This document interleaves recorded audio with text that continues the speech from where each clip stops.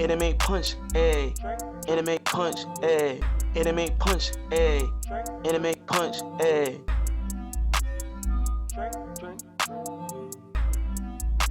Warning, I do not own any of these clips in this video. If you are a little curious about the anime in this video, please support the creators by watching it on Hulu, Funimation, Crunchyroll, Netflix, Toonami, Verve, and YouTube. Hey, PT Sean here, and welcome back to DBZ Month. Well, at least I still think it's DBZ Month. I mean, like, yeah, this video is gonna take a long time to come out, and I started way too late, so my bad. So this week, we'll talk about one of the most famous arcs in the Dragon Ball Saga, the Red Ribbon Army arc. So I'm gonna try to make this video as fast as I can. If you do want to learn more about the information about the, upbringing and good information, well, little information I put in my first video, go watch that, because I ain't doing that every video, cause yeah. So let's just jump and talk about the new characters that show up in this arc.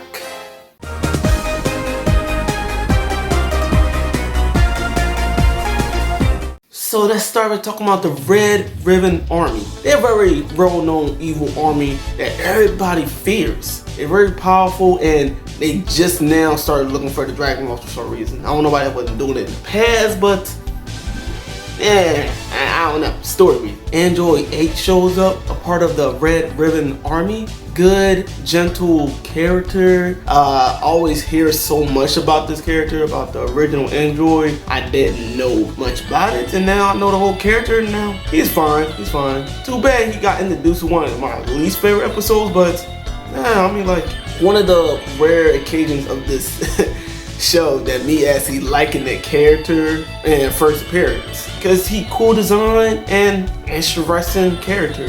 I think they really base him off of Frankenstein, hence the design of him. It won't be the first time in this anime that them take like famous monsters like Dracula and the Mummy and stuff like that and like throw them in the anime just because. Ariel shows up in this anime. I think she got her own anime. If she does, I will put up on the side right here. Very overpowered character in her, like, I think it's Penguin Village. A very interesting detour in the Dragon Ball anime. Oppa and his dad. I'll put his dad name right here. I didn't write in my notes, so I'm not going to try to look at that. He's just one of those kids that just shows up. He's there and then not there. You feel me? The character is just fine. He didn't make a big impact on me, but after like playing the Dragon Ball Kakarot game and seeing him grow up, I'm like, oh snap! Oh yeah, I know that character. But he's alright. He's alright. Mercenary Tao, the greatest assassin in the world, until Goku whooped it. When a certain death happened, it's like you like, wait, what? Oh. Yo, he killed that guy? Yeah, like, I really like this character. Like, he is so, like, mustache twirling. And he literally mustache twirl, like, one time in one scene. Like, this character, like, I don't know. Like, he's kind of Kung Fu hokey. Kareem, the giant talking cat.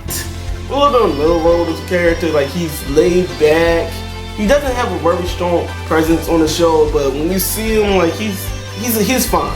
He's fine. Fortune Teller Baba. She is very okay character. Like, shows up, she like looking like she's evil, but apparently she's not. I don't know. She seems very petty, and I guess my first impression of this lady is I kind of didn't like her. Okay, I don't know the new character to show up, minus a couple of things, a couple of surprises I'm gonna put in like the spoiler section. But yeah, spoilers, and let's hop into the 4 sagas of the Red Ribbon arc, Red Ribbon Army arc. Yes.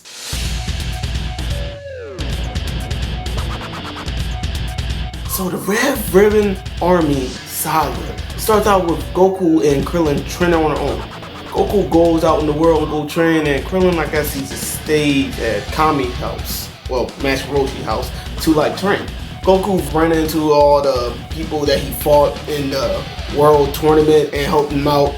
But what he really is searching for is the 4-star Dragon Ball, which is the mentor of his grandpa, which is Grandpa Gohan. And he's searching around. He happened to run to Emperor Prelef with a Dragon Ball, but it turns out the Dragon Ball is fake. So the Red Ribbon Army shows up, start looking for the Dragon Ball, and the shopkeeper where they got the fake Dragon Ball from tries to, like, you see him holding his gun, like he was ready to go, like. So he got shot dead, and the Red Ribbon Army and Emperor Prelef was fighting over a Dragon Ball. I guess he had a Dragon Ball or something like that. I forget what happened. I don't think they have a Dragon Ball. So they was fighting over it, and the Red Ribbon Army somehow take them down. And after that, like, Goku ran into Chi-Chi and the Ox King, and inadvertently promised to marry Chi-Chi. Goku just thought it was some kind of food or something like that. It was, it's kind of funny. It's kind of funny. So Goku been searching over the Dragon Balls. He been collecting all the Dragon Balls, but only thing he been really looking for is the 4-star Dragon Ball. But he started butting heads with the Red Ribbon Army, but not on purpose though. He ran into this guy named Silver. They built him up to being a very strong, powerful guy, but of course, he had nothing on Goku. But he did end up blowing up his flying cloud. By the way, it's not really blow up. After he ended up taking care of Silver, he went on a plane to go north to find another Dragon Ball. It's super cold up there, and he ended up meeting this little girl called Sulo. And this whole town, this whole small village is getting attacked by the Red Ribbon Army. They like over there looking for the Dragon Balls, and they're attacking out the whole village. They're also looking for Goku, so they pretty much going through houses like, yo, are you hiding a small child with a big head? So they start messing with Sulu family, and Goku attacked back, and he said, you know what? I'm going to attack this thing called Muscle Tower. And let me tell you, I hate the whole arc with Muscle Tower. I hate that part. It's one of the most boring parts of the whole anime, like, oh my goodness. So like, he fights some guy who basically Arnold Schwarzenegger as the Terminator. He beats the crap out of that guy, and then he goes and fight this ninja. Freaking hate that. I got his name written in the notes. I'm not even gonna look him up, because seriously, this character, I'm not even all jokes aside, I literally hate this character. Like, they literally start playing hide and go seek, they start racing. Goku, just beat his and take down Muscle Tower. So he ended up bringing out Android 8. Android 8 didn't want to fight Goku because he a pacifist. So, worst Android ever. Seriously, like, I think they brought this guy back to life just to do that, and it's the most dumbest thing ever. What are you doing? I guess they wouldn't know how yet, but like, it's kind of funny how that happened. So Android 8 started to help Goku throughout Muscle Tower. He finally make it all the way to the top to fight General White. They beat that guy. They bring down Muscle Tower, and somehow that very annoying ninja survives that. So like, apparently Android 8 had a bomb inside of him, so they go to a place to get a bomb out, and they accidentally blow up this ninja. Thanks a lot. Goodbye. So after that, Goku finds out his flying cloud is not blown up. It came back. So he go up to Metro City to find Bulma's house, because he found out his Dragon radar wasn't working right. So he goes to the city. Of course, he didn't know where she at. He had to ask like a cop or a couple of people and stuff like that. And turns out Bulma is loaded. He goes to Bulma, and the whole game comes back with Yamcha, everything. So apparently, Yamcha is going through a rough patch, and they end up going to this theme park that these 3 thieves that got hired by the Red Ribbon Army, and they end up getting their hands on the Dragon Ball after tricking the whole game. They made Yamcha look like he was cheating on his girlfriend, so Bulma came in there and threw a box at his head. And on her way out, Goku said, you know what? Capturing the girl and got his Dragon Balls down. And after that, Bulma dumped Yamcha and then goes off on an adventure with Goku.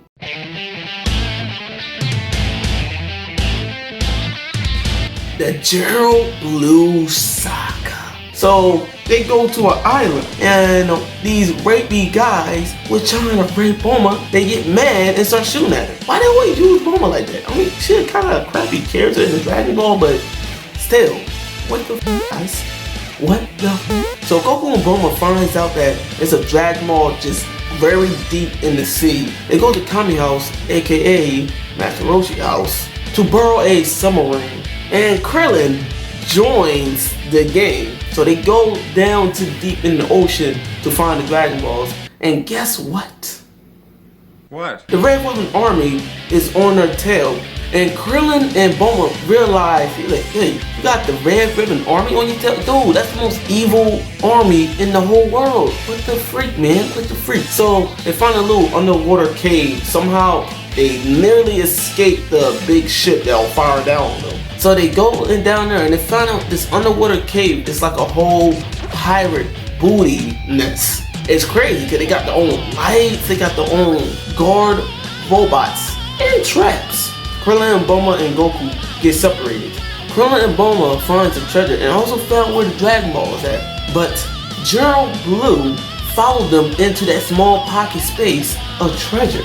Krillin hit up a good fight, but he got his butt whooped after General Blue used some telekinesis. Casual telekinesis in the show. Just casual telekinesis. And apparently, like, he's gay, and Krillin over here making gay jokes, so it's weird. It's very weird. Like, it does not age well at all. He over here making gay jokes and everything. He gonna get canceled like Kevin Hart like at one time. So Krillin nearly dies by General Blue. He about to smash his head in with a rock or something.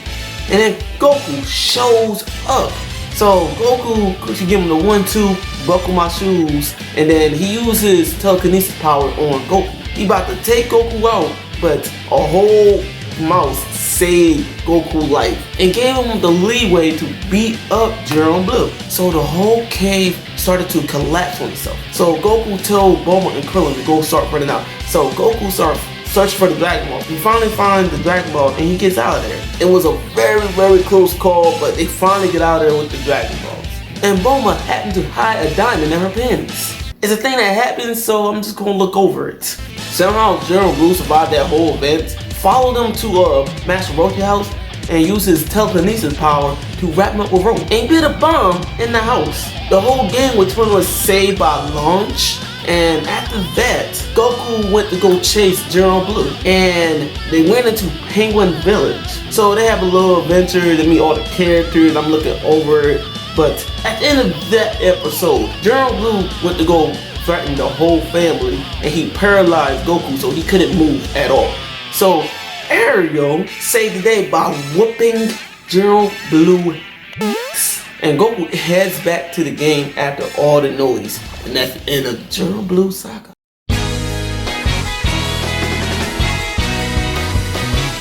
The Commander Red Saga. So he went to go find the Dragon Ball around Korean Tower. He found the Dragon Ball, but it turns out it's another assassin out for Goku blood, and it's Mercenary Tao. Mercenary Tao is one of the greatest assassins around the world right now. Goku went to go fight him, but he is clearly outmatched. Mercenary Tao do a Delta Ray to take out Goku. Goku would have been dead if he didn't get saved by his Dragon Ball in his chest. By the way, Upa shows up and he killed Upa dad. First death in Dragon Ball caught me completely off guard. I'm like, oh. Goku wanted to get stronger. So he finds out that he didn't climb Kareem. I'm probably saying his name wrong. So he finally climbed up there. Apparently it's a little myth about drinking the divine water, but the divine water is just regular water. The training is actually the water. So Goku was training with him for like about a couple of days. When Goku finishes training, Mercenary Tao showed back up to get the last Dragon Ball. Turns out he's a little bit unmatched he thought he was.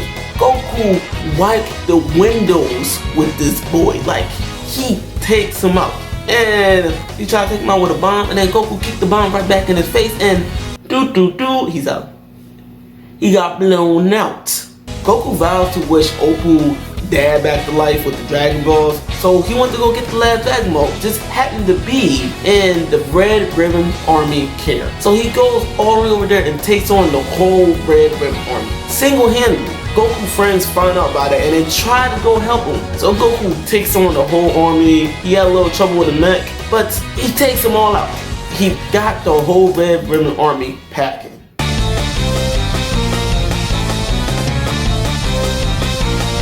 Fortune Terry Baba Saga. So Goku can't find what the last Dragon Ball was at. So Master Roshi tell him about his older sister, fortune teller Baba. So they go over there to fortune teller Baba, and they finds out that you gotta pay 1,000,000 zennies to get your fortune teller, or you have to fight 5 mighty warriors. So they choose the latter. With Krillin, Upa, Yamcha, and Goku, they were pretty much ready to fight. Krillin went up against a vampire named Dracula. No, I lied to you not. That's what his name. I think it's either Dracula man or just Dracula. So, yeah. So, they end up defeating him with garlic and stuff like that. And the next fighter after that is a Invisible Man. It's literally just a invisible guy. They end up putting some blood on him. I showed the image there. That's how they did it. Yeah, they take him out. And then the third guy was the Mummy. Yamcha got his butt thoroughly whipped by this guy. And then Goku comes in and takes him out. He almost loses, but he ended up taking him out. And after that, the fourth fighter was Devil Man. Yeah, they got really creative with the name this saga. So Goku ended up fighting that guy, and Devil Man tries to use his beam on him, that doesn't work, and Goku takes him out. And then the fifth fighter, there was this very strong fighter that was beating the living crap out of Goku. And I just happen to know his weakness with his tail. And it turns out this very, very special and secret fighter is Grandpa Gohan. They have a little reunion, and then Goku ended up finding out where the Dragon Ball is at. Apparently, the OG villains, Infla P and the crew had it. They couldn't sense the Dragon Ball and Dragon Radar because it was in a car, so I guess that's why they couldn't do it. Goku goes out to go get the Dragon Ball, and he ended up taking him out with a Kamehameha, end up getting the Dragon Ball back and stealing my man clothes. Goku comes back to Dragon Ball, wish Upa dad back to life, and after that, Goku got set off to train even more harder for the next tournament. But this time, he couldn't use his flying cloud to get around. He had to swim, run, get everywhere. The last couple episodes of this saga is pretty much filler episodes, but he ended up meeting these two mainstay characters, Douchebag Tien and Douchebag Chanshu. They was in there trying to make money off of people by conning them. Everybody weird when you first meet them. You don't like them at all. It's weird. It's so freaking weird. This part of the Dragon Ball Saga, the Red Ribbon Army, is very well-rounded. It's way better than the first part, in my opinion, because it gets more, I don't know what's about it. It gets more interesting when it gets to the Red Ribbon Army stuff. And the Red Ribbon Army Saga, I guess I would rate that 3.5 Dragon Balls out of 7. The General Blue Saga, I give that a 4 Dragon Balls out of 7.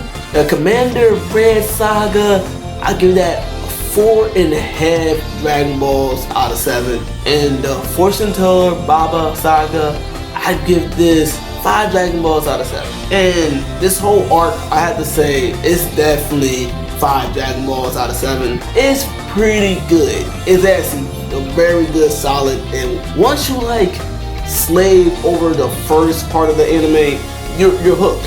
You don't like these characters. You fall in love with these characters. It's very good, and I highly recommend this part of the manga. I mean, this part of the anime. They explain a lot of stuff I never understand. They first show sensu beans and all this good stuff, but it's very good. So next time, catch me covering the King Piccolo arc, which is the final arc, and in my opinion, one of my favorites. Make sure you leave a like, comment below, let me know you want to see more stuff like this, and make sure you subscribe and ring that bell to get notified of my next live stream, my next video. You have a good one, and y'all keep wishing on Dragon Balls.